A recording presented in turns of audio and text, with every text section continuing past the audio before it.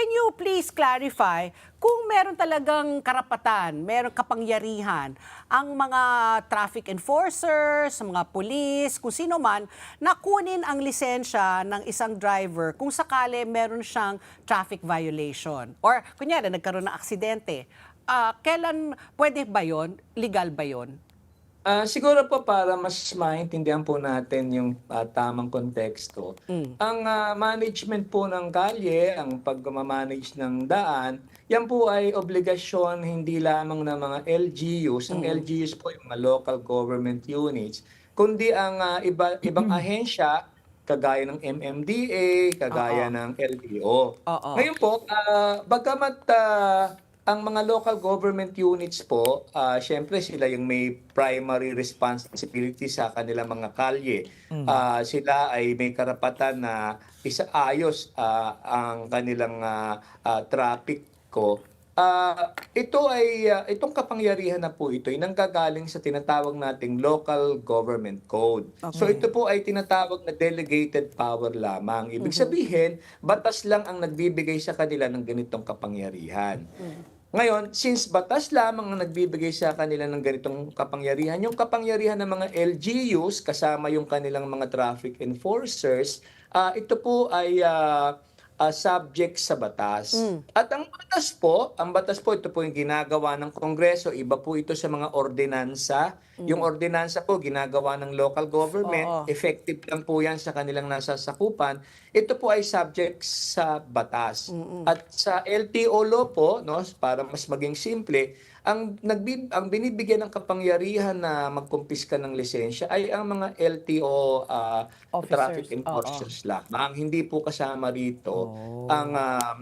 LGUs. Kaya yung pagkukumpiska po ng lisensya, wala pong kapangyarihan ang mga traffic enforcers na galing sa LGU para po gawin ito. So, in fact, no, ngayon po naglabas din tila ang LTO na even yung pong digital driver's license, Oo. kung naiwan mo ang iyong lisensya, it can qualify as a driver's license, Oh. ipapakita lamang. Oo. Dahil nga po, ano na po tayo Digitalized na. digitalization na po tayo, Oo. digitalized na eh. So, Oo. huwag tayong uurong pabalik, dapat pasulong. Kaya nire-recognize na po ito. At bagamat ang LTO enforcers ay maaaring kumpiskahin po ang lisensya, ang Ah. pagkumpiska po nito Oh. ay hindi rin naman a matter of right. Ito lang yung mga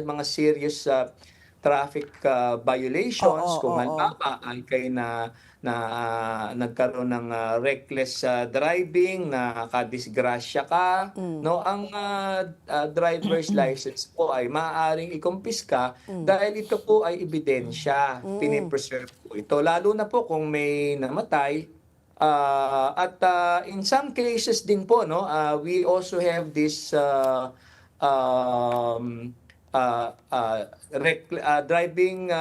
reckless driving under the influence Influence. of Alcohol. drugs or Oo. alcohol. Pagka ang isang law enforcer po ay nakita, no, na tila may basihan siya na magduda na mukhang may alcohol level Oo. ang isang motorista, pwede po niya 'tong patigilin at pwede po siyang mag-conduct nung tinatawag na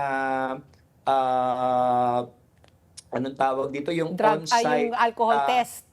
hindi po pa alcohol test Hindi kaagad, pa. Oo. yung ano muna, yung palalakarin siya ng Kung matuwid. diretso. May Oo. ganun ba tayo Oo, dito? meron. Oo, oo. Opo, tapos kung hindi niya kinakaya, even yung visual niya, Oo. may duda siya, yan, pwede niyang iutos yun. Tapos pag nag-refuse yung tao, yan, pwede niya din kumpiskahin yung lisensya. Lisensya.